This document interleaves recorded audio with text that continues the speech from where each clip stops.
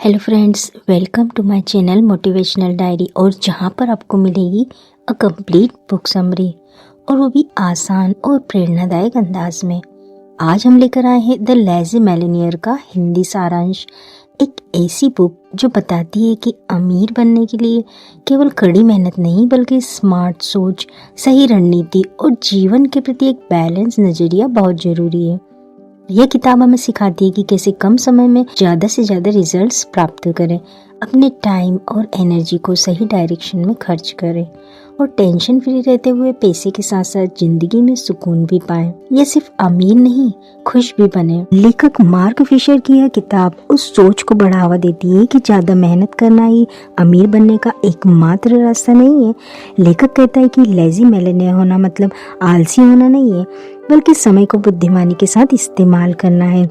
Leverage बनाना यानी सही समय और सही मौके को लाभदायक बनाना है और कम मेहनत में अधिक रिजल्ट्स पाना है। लेज़ी मिलियनेयर अपना लक्ष्य बनाकर चलता है, जैसे कितनी संपत्ति कितने साल के अंदर उसे बनाना है। लेखक का मानना है कि समाज हमें बचपन से सिखाता है कि मेहनत ही सफलता की चाबी है, लेकिन असलियत में अगर मेहनत के साथ साथ सही योजना, संसाधनों का उपयोग और लाभदायक आदतें नहीं जुड़ी तो मेहनत थकान में बदल जाती है। द लेज़ी मिलियनेयर में ये समझाया गया है कि स्मार्ट वर्किंग माइंडसेट अपनाकर, सही लोगों से नेटवर्किंग कर और पैसों के प्रवाह को समझकर कैसे हम कम समय में भी और कम प्रयास में बड़ी अचीवमेंट हासिल कर सकते हैं। लेखक इसे एक मानसिक बदलाव की यात्रा बताते हैं, जहाँ आलस्य को कमजोरी नहीं बल्कि रणनीति का हिस्सा बताया जाता है। लेखक बताते हैं कि अमीर बनने के लिए सबसे पहले हमें अपनी सोच को बदलना होगा। हम में से ज़्यादातर लोग अपने समय को पैसे के बदले बेचते हैं, जिसे नौकरी में करते हैं, जबकि अमीर लोग अपने समय को ऐसे साधनों में लगाते हैं जो लगातार आय उत्पन्न करते रहें। इस किताब में कहा गया है कि समय को निवेश की तरह इस्तेमाल करें, जैसे कि बिजनेस, रियल एस्टेट या डिजिटल संपत्तियाँ जो हमारी गैर हाजिरी में भी पैसे कमाए। यह मानसिकता ही हमें भीड़ से अलग करेगी और हमको कम मेहनत में फाइनेंशियली स्ट्रांग बनाएगी, क्योंकि यहाँ फोकस निरंतरता और पैसिव इनकम पर हो रहा है। तो लेज़ी मिलियनेयर में ये भी बताया गया है कि आलस का मतलब काम से भागना नहीं है, बल्कि उन कामों को हटाना है जो कि जरूरी नहीं है। कई लोग छोटी मोटी चीजों में इतना समय बर्बाद कर देते हैं कि उनके पास असली प्रगति के लिए ऊर्जा ही नहीं बचती।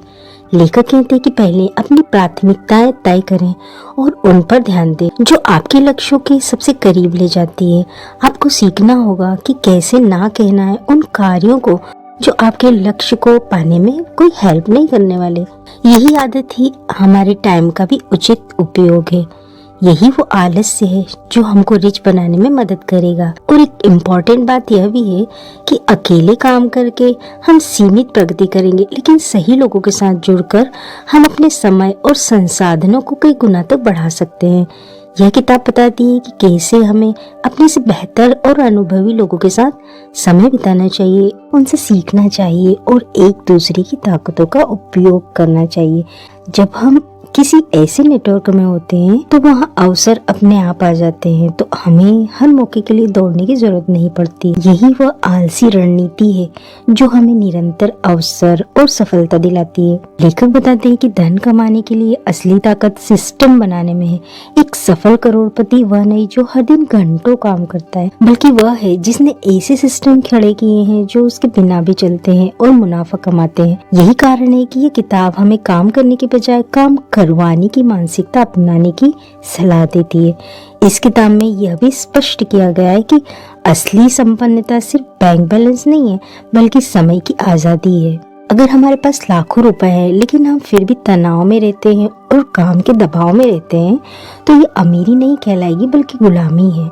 आलसी करोड़पति बनने का मतलब है अपने समय को वापस पाना, अपने शौक, परिवार और स्वास्थ्य के लिए जगह बनाना। इस संतुलन को पाने के लिए लेखक सुझाव देते हैं कि हमें अपनी जिम्मेदारियों को बांटना चाहिए, अनावश्यक कामों को हटाएं, जिससे कि संपन्नता के साथ साथ मानसिक शांति भी बनी रहे। लेखक कहते हैं कि लोगों को यह भ्रम है कि हमें अवसर को तुरंत पकड़ लेना चाहिए, जबकि सच्चाई तो यह है कि सही अवसर का इंतजार करना और बाकी को छोड़ना भी एक कला है। आलसी करोड़पति उन सौदों और कामों पर ध्यान नहीं देते जिनका रिटर्न कम है या कि जो उनके दीर्घकालीन लक्ष्यों के लिए काम नहीं करता। वे अपनी ऊर्जा को केवल उन प्रोजेक्ट्स में लगाते हैं जो बड़ा और स्थायी लाभ दे। यह चयनशीलता न केवल समय बचाती है बल्कि हमें कम प्रयास में अधिक मुनाफा कमाकर दे सकती है। किताब में एक और महत्वपूर्ण पहलू है आत्म अनुशासन। भले ही नाम में आलस्य है, लेकिन यहाँ आलस्य का मतलब है गैर जरूरी चीजों को टालना, न कि लक्ष्यहीन रहना। लेखक कहते हैं कि आलसी करोड़पति अपनी दिनचर्या में ऐसे अनुशासन बनाते हैं जो खुद ब खुद उनके लक्ष्यों की ओर ले जाते हैं, जैसे हर महीने निवेश करना, खर्चे पर कंट्रोल करना और नियमित रूप से अपने प्रोजेक्ट्स को एनालाइज करना। यह अनुशासन बिना ज्यादा सोच विचार के सही दिशा में काम करता है, जिससे हमारा समय और ऊर्जा बचती है और परिणाम लगातार बेहतर होते जाते हैं। लेखक ने एक बात पर और जोर दिया है कि पैसा कमाने के साथ साथ उसे बनाए रखना और बढ़ाना भी उतना ही महत्वपूर्ण है। बहुत से लोग अचानक धनवान बन जाते हैं, लेकिन गलत खर्च और निवेश के कारण जल्दी ही खाली हो जाते हैं। फ्रेंड्स, आज हम बात कर रहे हैं एक बहुत ही इंटरेस्टिंग टॉपिक के बारे में, लेजी मिलियनेयर्स कैसे इन सारी प्रॉब्लम्स को ओवरकम करके अपनी लाइफ में एक सही रास्ता चुनते हैं। ये इन 7 हैबिट्स को एडॉप्ट करते हैं। इन्हीं हैबिट्स के बारे में आपको आगे बताने वाली हूँ, कैसे ये 7 हैबिट्स को अपनाकर अपनी लाइफ को कम्प्लीटली बदल देते हैं। तो वीडियो को ध्यान से देखना और एंड तक जरूर बने रहना, क्योंकि ये 7 हैबिट्स जिन्हें अगर हम भी अपनी लाइफ में एडॉप्ट कर लें तो डेफिनेटली हमारी लाइफ में मेजर इम्प्रूवमेंट देखने को मिल सकती है। मार्क फिशर ने अपनी किताब में इन हैबिट्स को बहुत ही डिटेल में एक्सप्लेन किया है और ट्रस्ट मी, ये हैबिट्स हमारी पर्सनल ग्रोथ के लिए सुपर इम्पोर्टेंट है। नंबर 1 है आउटसोर्सिंग, यानी डेलीगेशन या आउटसोर्सिंग का यूज करना। लेजी मिलियनेयर का यह मानना है कि आप हर काम खुद से नहीं कर सकते हैं, इसलिए कुछ कामों को दूसरों को सौंप देना चाहिए। यहाँ डेलीगेशन मीन्स किसी काम को कंपनी के भीतर किसी और व्यक्ति या टीम को सौंपना, जबकि आउटसोर्सिंग में किसी काम को किसी बाहरी कंपनी या व्यक्ति को सौंपा जाता है। ये सिर्फ काम कम करना नहीं है, बल्कि अपने समय और अपनी ऊर्जा को उन कामों पर लगाना है जो आपको ज़्यादा पैसा और महत्व देता है। इसका फ़ायदा क्या है? इसका फ़ायदा ये है कि आप अपने समय को ज़्यादा इम्पोर्टेंट कामों में, जैसे कि फाइनेंशियल स्ट्रेटजी, निवेश या कोई सोच विचार पर लगा सकते हैं। मगर ये एक चुनौती भरा कदम है, क्योंकि भरोसेमंद लोगों, सेवाओं को चुनना बहुत ज़रूरी है। गलत आउटसोर्सिंग से लागत बढ़ सकती है या क्वालिटी कम हो सकती है। फिशर बताते हैं कि समय ही सबसे मूल्यवान संसाधन है। इसे खरीद नहीं सकते, लेकिन बुद्धिमानी से इस्तेमाल किया जा सकता है। वो कहते हैं कि अगर आप सिर्फ दौड़ते रहो तो आप असल जीवन यानी परिवार, शौक या आराम का आनंद नहीं ले पाओगे। तो हमें करना क्या है? Then outsource like a boss.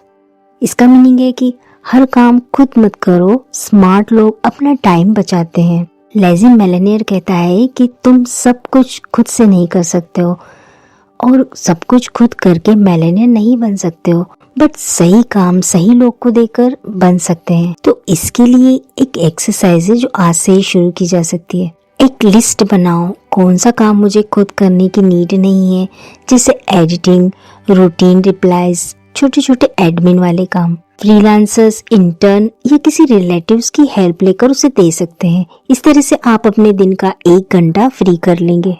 अगर समझ नहीं आया तो एक बार फिर से समझते हैं। टाइम, मनी, लोगों की स्किल्स, इन तीनों का अच्छे तरीके से इस्तेमाल करना। तो इसके लिए एक्सरसाइज है, एक बार सोचो कौन सा काम मैं दूसरों की स्किल से 10 टाइम्स बेटर कर सकता हूँ। अगर बिजनेस में हो, छोटी टीम शुरू करो। अगर जॉब में हो, टूल से काम करो, यानी कि टूल से काम को फास्ट करो, जैसे notion, Canva, chat GPT. Rule number 3, automation. Technology और सिस्टम का इस्तेमाल करें ताकि दोहराए जाने वाले यानी रिपीटेटिव काम वो ऑटोमेटिक हो जाए, जैसे inventory management, order handling, financial reporting. इसका क्या फ़ायदा होगा? मैनुअल मेहनत कम होती है, एरर भी कम होंगे और स्केलिंग यानी बिजनेस बढ़ाने में मदद मिलती है। मगर इसमें एक चैलेंज है, शुरुआत में सेटअप कॉस्ट हो सकती है और ऑटोमेशन सिस्टम को मेंटेन करना पड़ सकता है। हैबिट नंबर 4, 80-20 रूल को फॉलो करो। इसका मीनिंग है 20% काम आपकी 80% सक्सेस लेकर आता है।